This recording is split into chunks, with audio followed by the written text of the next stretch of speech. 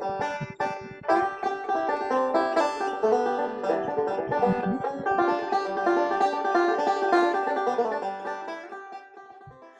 welcome everyone. Welcome to the Jim Bieneman studio here on the campus of McDaniel College.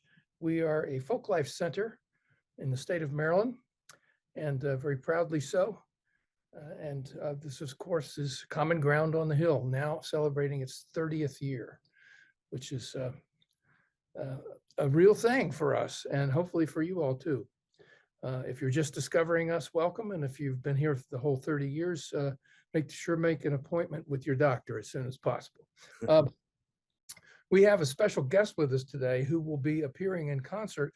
If you're watching this prior to or up to January 27th, this is very timely for you to see this because Tony Trischka and his band will be in concert at the South Carroll High School Theater, this brand new wonderful theater here in Carroll County outside of Baltimore. If you live in the DC, Baltimore area, it's an easy find for you, and you can go up on our website or Tony's website and find out all about it. But it's 7:30 p.m. on Saturday, the 27th. If you've never seen Tony Trischka, this is your chance. So welcome, Tony. Thank you, Walt. We go back a few years. I was running through in my mind, like, so how did I get to know Tony?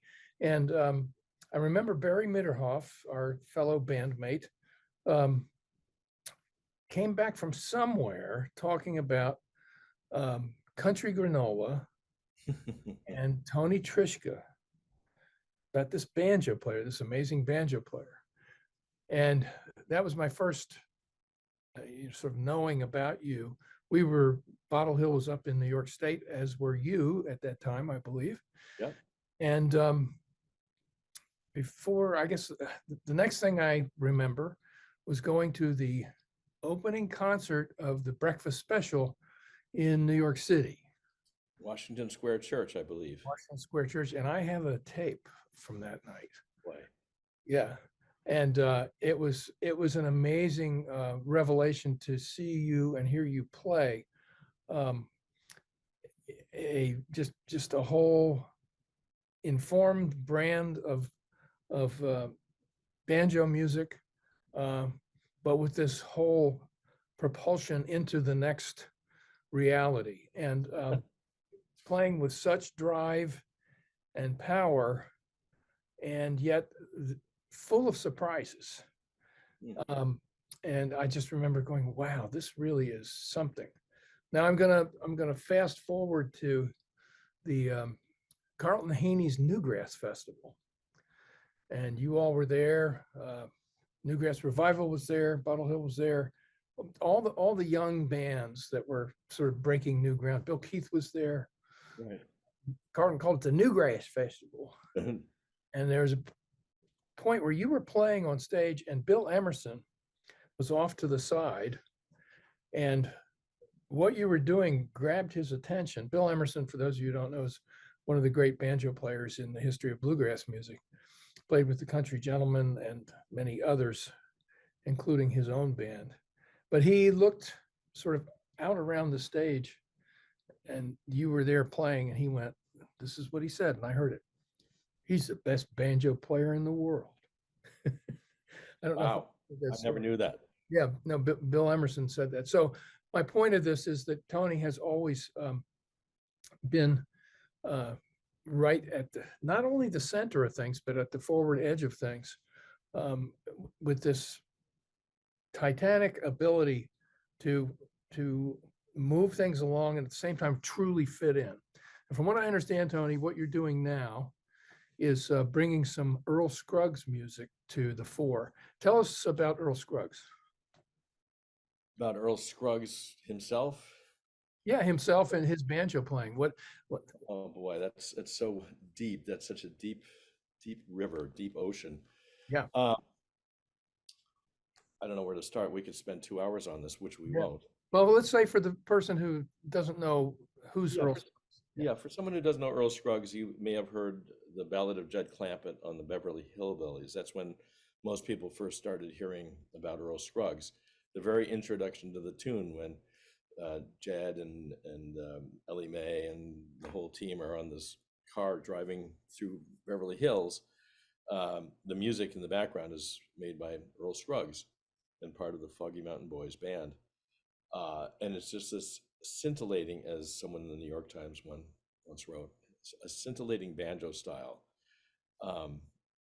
Earl Scruggs grew up in Flint Hill, North Carolina. Was born in 1924, died in 2012, and changed the world. Certainly the bluegrass music. He joined Bill Monroe in 1945, late 1945, and turned the country music world on its ear. The first time he played on the Grand Ole Opry, I was just hearing about this. He was playing with Bill Monroe, and it's Bill Monroe's band, but they got 5 encores because of what Earl's banjo playing sounded like. And once in a while on the Grand Ole Opry, there are acetates of this from like 1946, 47. You can hear the announcer, old Judge Hay, say, "Now here's Earl Scruggs with that fancy banjo picking. Now, Earl, you get Brother Bill, and let's go." This is Bill Monroe's band, and it's all about Earl Scruggs.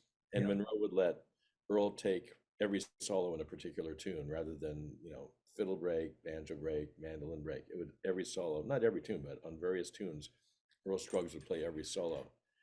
And I still listen to him, Earl, a lot. And I listen to some of the old recordings. And just the other day I was listening going, this guy was unbelievable. His timing, his power, it just was perfect. It couldn't have been, no one could play better banjo than that. And no one had ever heard banjo playing like that. So it was just a total revelation to the whole world. And then in 1948, and Lester Flatt was in the band playing guitar with Bill Monroe, singing harmony parts and lead parts. And in 1948, Flatt and Scruggs left Bill Monroe, which created a chasm between Flatt and Scruggs and Bill Monroe for 20, 25 years, because you would be unhappy if Flatt and Scruggs left your band. Right. Anyway, later that year or early 1949, they started their own band, Flatt and Scruggs, Lester Flatt, Earl Scruggs, and the Foggy Mountain Boys, which Earl Scruggs named Foggy Mountain because he was a big Carter family fan, especially Maybelle Carter, and they did a song called Foggy Mountain Top, and that's where the name Foggy Mountain Boys came from. Should I just keep going? I can spiel for a while. Yeah, well, I can shorten it. yeah, Earl, the thing that I note about his playing, so everything you said, timing, space between notes, drive, and also that it's timeless. It doesn't feel dated. When you listen to him, it doesn't feel like, oh yeah, that's the way they played in 1945. Right. Listen to this. Yeah. And the thing is, that became the template for all bluegrass to come. Before that, there were other banjo players playing in Bill Monroe's band before Earl. But once Earl came, that codified the sound of bluegrass as we know it today, that Scruggs style. And he considered it to be Scruggs style. That became bluegrass as we know it today. Well, let's jump forward and talk about any brushes with Earl that you had personally. Yeah, I became friendly with him. I had met him once or twice before in passing, but 12 years ago, I can't remember exactly when, I put out an album called Double Banjo Bluegrass Spectacular, and I wanted to get Earl Scruggs to play second banjo on one of the tunes, and was put in touch with his wife, who was his manager, and there's a whole story there, how much she did for Flatt and Scruggs for being a woman in Nashville in the 50s and on from there. Yeah. She had a huge effect on Flatt and Scruggs' career. But anyway, I was talking to her, and anyway, Earl agreed to be on the album. And so here I am sitting knee to knee with Earl Scruggs working out a double banjo part to Farewell Blues, which is a tune he recorded in 1949 with Lester Flatt. And on one level, it's Earl, because he's a very laid back, kind of, maybe not shy, but very soft spoken, kind of quiet guy. And it's Earl, just kind of relaxed thing. And then at the same time, it's Earl Scruggs. I'm knee to knee with Earl Scruggs doing this. And if I could think back to when I was 14 years old and think back then, someday you're going to play double banjos. Earl Scruggs is going to be on your album. Right. What? Well, I think. Anyway, so that's the first time. Go ahead. No, I was going to say, it seemed to me Go that ahead. one of the things that happened with Earl Scruggs was that he when the great sort of cultural divide happened in the 1960s, he stayed with his boys, Yep. and he went with them. They were, like the rest of us, long-haired guys, loving the music and taking it to another place. And he left Flat and Scruggs and played with his sons. Yeah, it was a remarkable time. This was 1969, and Flat and Scruggs had just recorded. They were trying to be with the current, you know, thing that was going on, and they recorded "Rainy Day Women 12 and 35" by Bob Dylan, which the refrain of which is "Everybody must get stoned. They'll stone you when you're trying to be so good." Right. And to hear Lester Flatt sing this was a revelation, shall we say?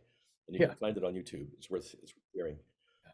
Uh, Earl was fine with it, but Lester wasn't. As soon as they broke up that year, later that year, the first album that Earl put out was an album called Nashville's Rock, and he's standing in front of a bank of Fender amplifiers and is doing tunes like Hey Jude. Lester Flatt put out a straight ahead bluegrass album, his first solo album, and did a song, I Can't Tell the Boys from the Girls, and Friends, It's Really Messing Up My World. They all have long hair and bouncy curls, and I can't tell the boys from the girls. Anyway, so Earl uh, was sort of retired for some length of time, 6 months, whatever. And his boys, his three boys, they had a garage band in the garage in near outside of Nashville. And Earl said, "Hey, can I sit in with you guys?" And they said, "Sure." And then shortly thereafter, and that became the Earl Scruggs Review with drums and electric guitar and all sorts of things, and a bluegrass aspect to it also. And Earl, uh, at some point, right around that time, early 70s, they made a movie about, I think it's called Banjo Man or something like that. And it was Earl Scruggs playing with different people like Joan Baez, Bob Dylan. Right. And Earl told me the story one time how for that film, they wanted to get Earl Scruggs together with Ravi Shankar because Ravi Hmm. Shankar was coming to Nashville. And they couldn't get a film crew together, but Ravi Shankar and his tabla player, Ala Rakha, came to Earl's house and they jammed on who knows what.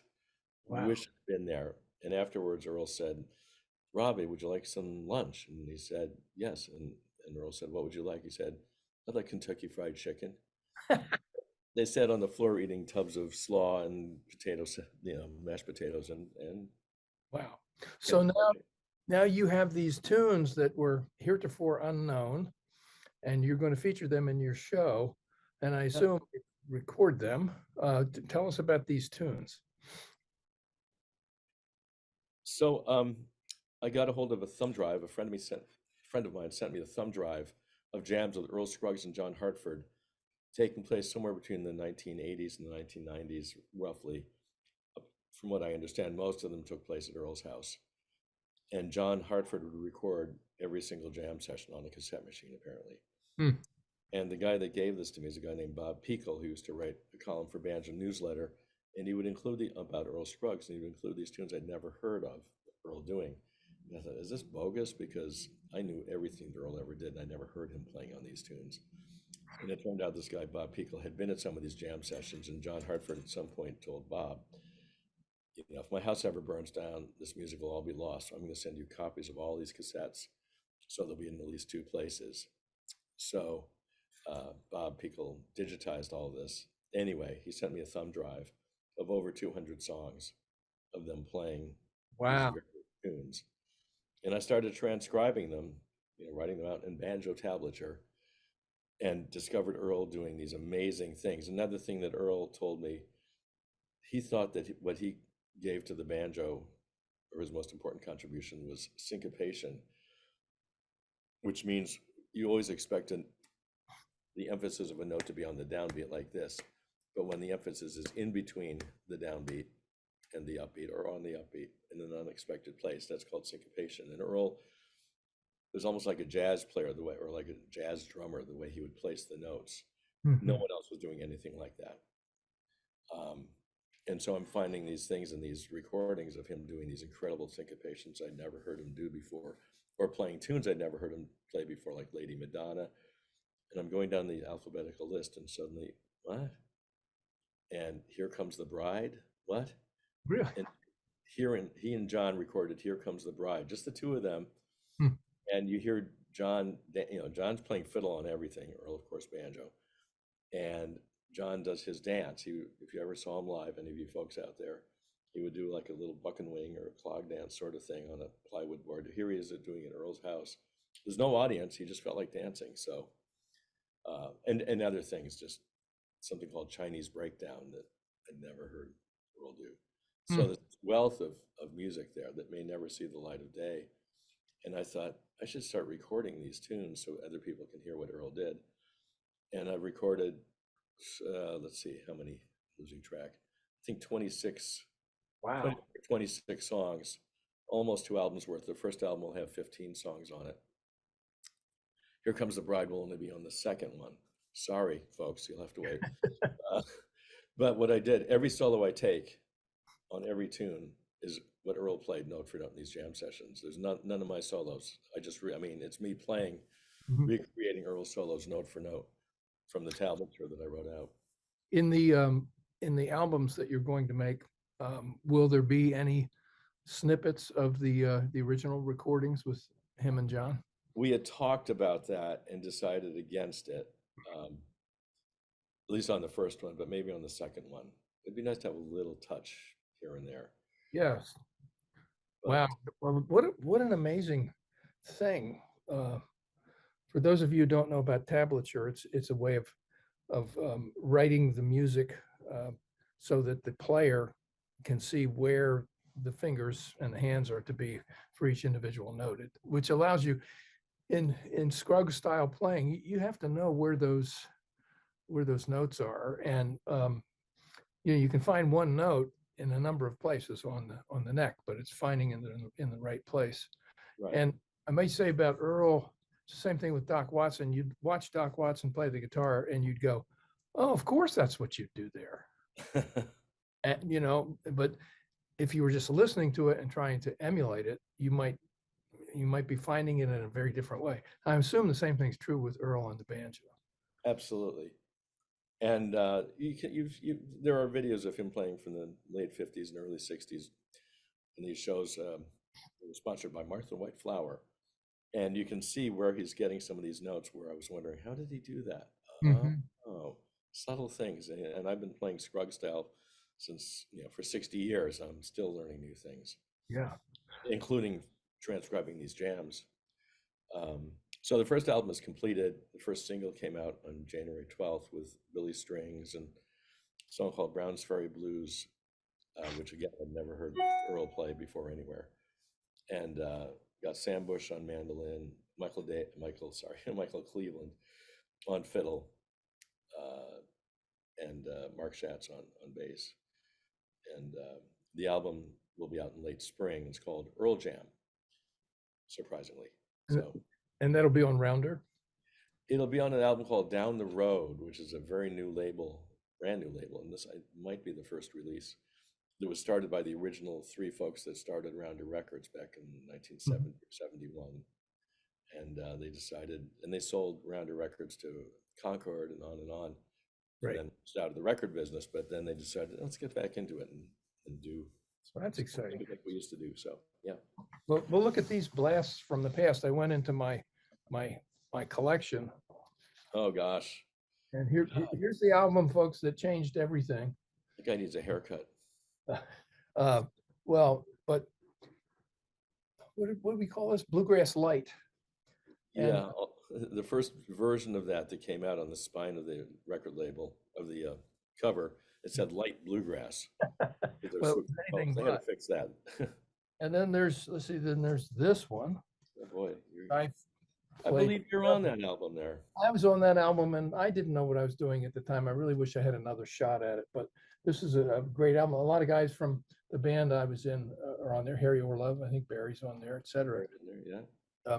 David Jaffe, I think, is on that also. Oh my gosh, David Jaffe, who's now, he'll play with your band. Banjo Land. Here's another one. Wow, you got them all there. I have them. I probably traded you. I probably sold those to you. You probably did sell them to me. And then here we go. Robot Plane Flies Over Arkansas. Yeah. This is with and Tony Rice is on this one, as I remember. Yeah, David Grisman, other folks. And then your long time in the down in the workspace with this band, Skyline. How long was Skyline together? During the entire Reagan administration. Thank you for setting that up. Ah, ah, Between 1980 and 1989. yeah, That was our first album.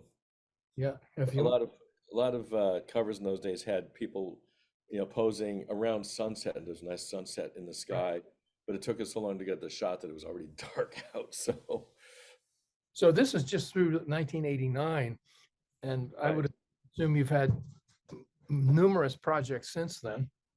Yeah. And we would encourage people to go to Tony's website and purchase every single one of them. But tell us a little bit You've about frozen, Walt. your birthday. You just turned 35. Am I right about that?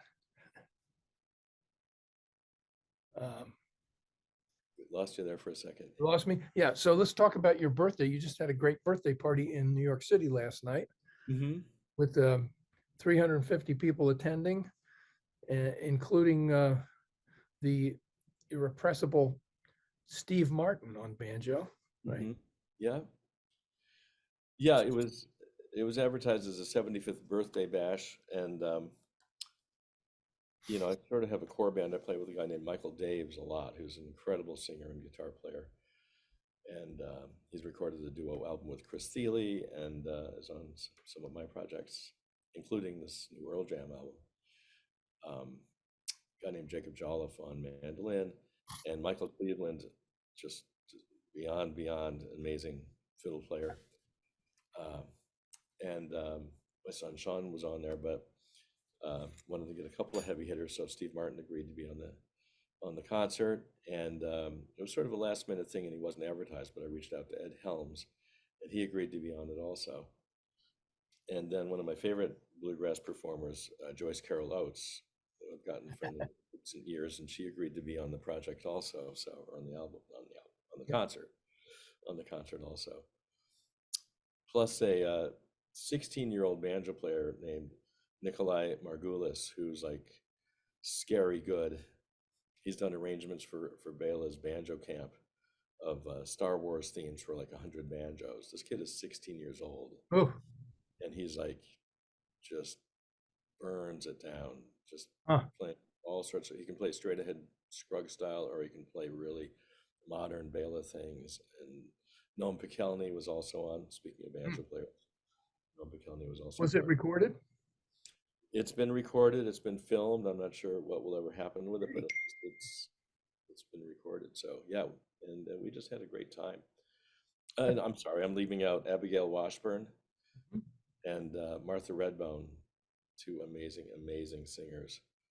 And I did another thing a side thing I've been doing is putting music to Emily Dickinson poems. So I did one of the tunes I recorded with Martha, and one that I'd done with Abigail, and then I backed up Joyce Carroll Oates while she read an Emily Dickinson poem. Wow. Well, I hope this makes it to a video that we can all access and see. It would be fun if we can get that to happen. Yeah. We'll see. I haven't seen any of it. Yeah. It's a rumor to me right now, but apparently it's there. So.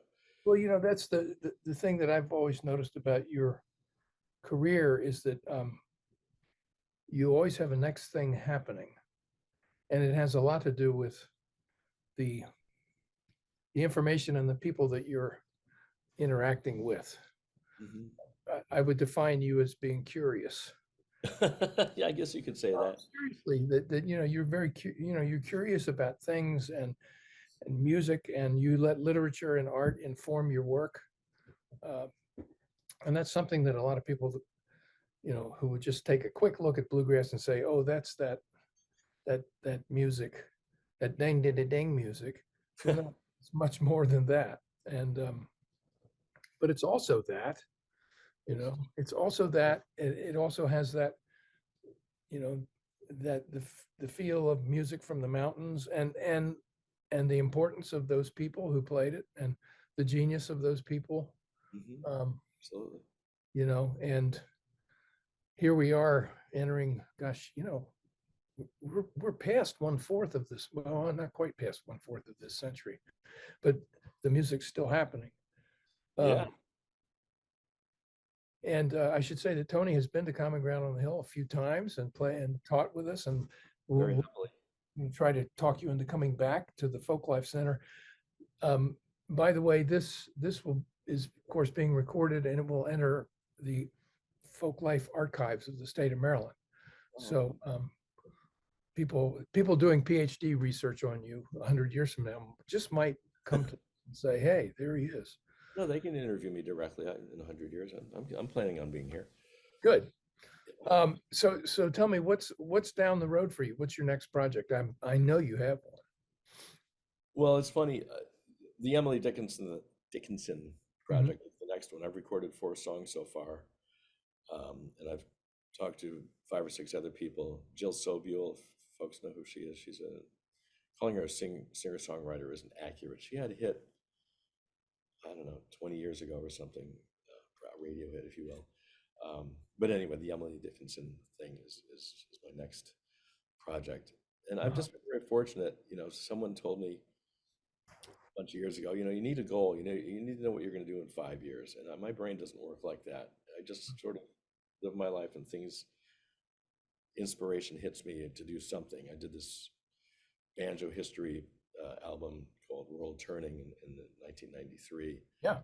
because I'd gone to this banjo gathering of people playing mid 19th century banjo music, which I didn't even know there was a way of anyone knowing what that Mhm. was, and that spurred my interest in the more of the history of the banjo, which I'd already been exploring. So just because I went to that one thing, I'm going to put this into make an album out of this, and I got a narrator and did some stage shows of it as well.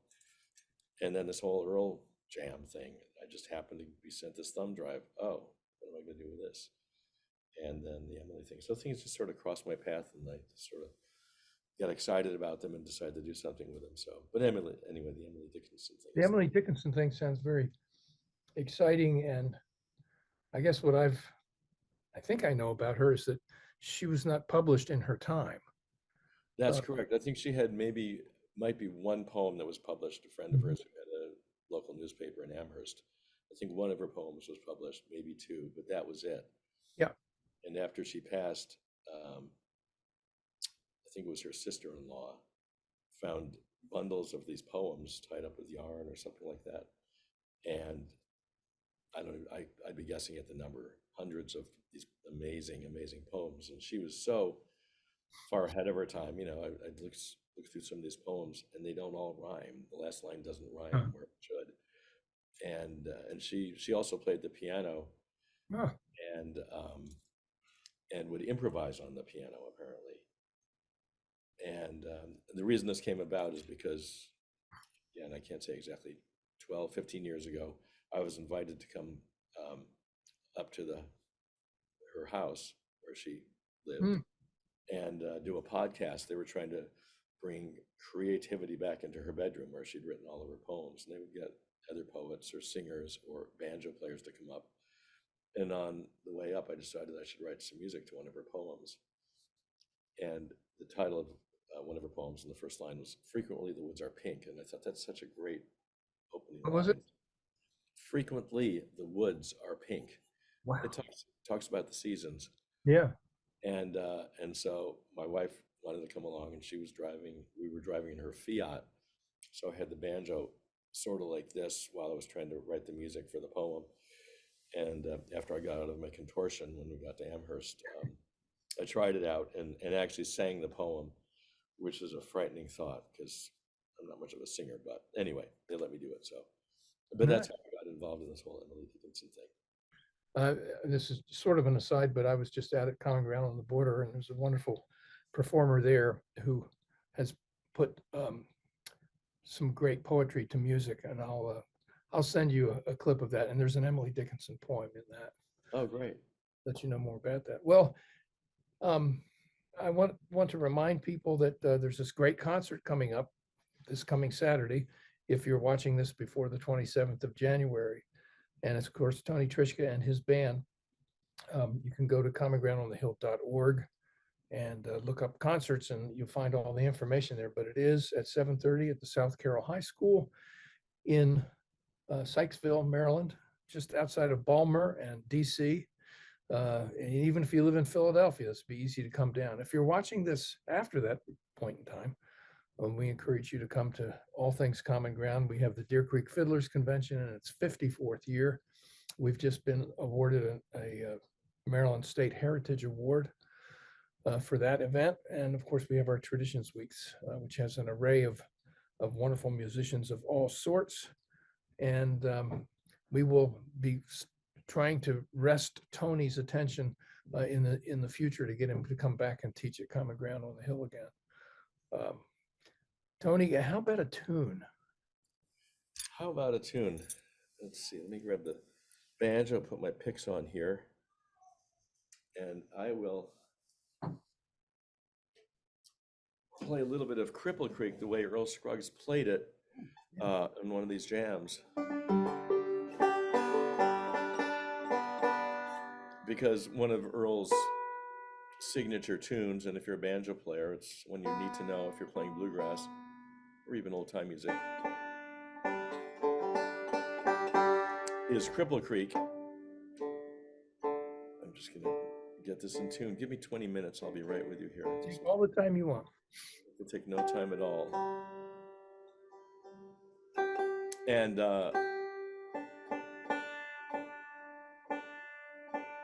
Lester Flatt and Earl Scruggs put out an album called Foggy Mountain Banjo, which is the greatest banjo album ever made. And Earl does Cripple Creek on there, but none of this kind of stuff. He played these bluesy notes and this one repeating two-note pattern. And I just remember hearing it for the first time, because when I first got these recordings, I wanted to go for the obscure stuff like Here Comes the Bride and Chinese Breakdown. What the stuff? But then after a while, I started listening to other things that he was playing, more common that I already knew that he played, like Little Maggie, where he goes, it's that note there, which, that's crazy. This is very subtle, admittedly, and this is very banjo geeky, but most people, or the way Earl had played it, was something like, which is more normal as opposed to hitting that note just blew me away. Yeah, I'm really blown away by Earl Scruggs. And then that's a bluesy note. Yeah, it is. But I'll play a little bit of Cripple Creek with some of the things he threw in. Yeah. Get this banjo angle happening here.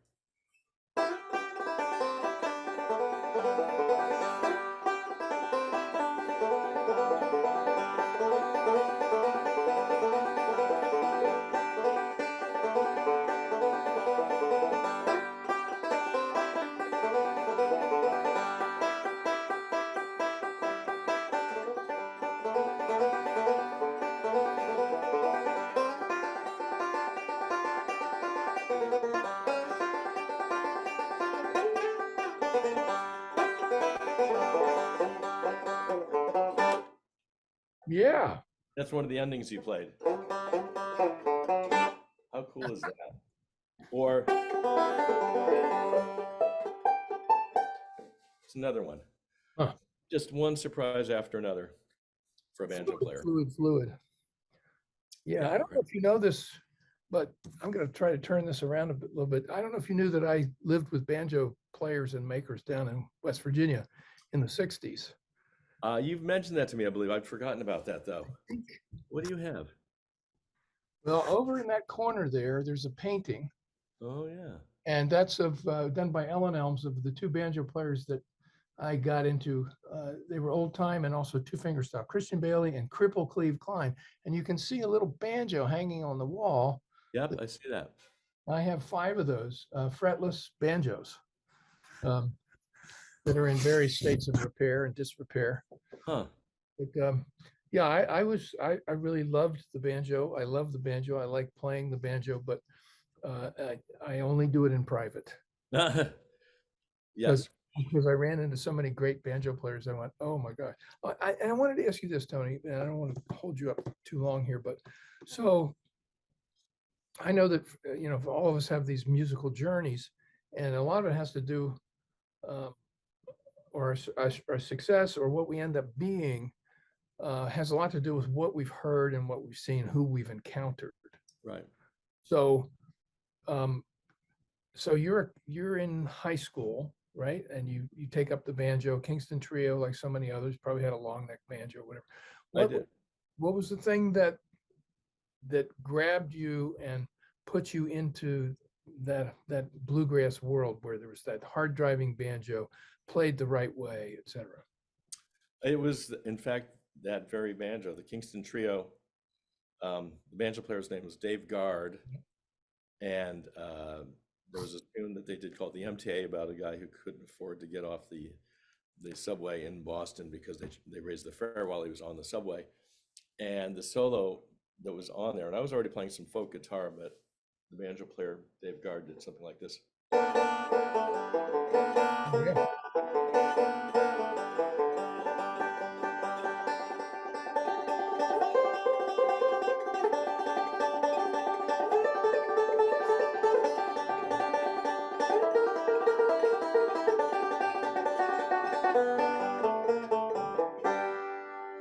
Hmm. So And that series of notes right there, in particular, those 16 notes were the thing that made me play the banjo. yeah, but now, but who was the first person in the true vine that you encountered? Probably Earl. I mean, after I Yeah, learned, you went to the right place. that, I said, who do I listen to now? Someone said, listen to Flat and Scruggs, listen to Earl Scruggs. Right. And Right. then that was it. And Flat and Scruggs, this was 1963. I was actually still in high school at that point, I think. Yeah. I mean, junior high school. But that was during the height, sort of the tapering end of the folk boom. And Flat and Scruggs put out an album called Folk Songs of Our Land. And I think they did This Land Is Your Land on there. And it was pretty smooth, and it was an easy transition into bluegrass.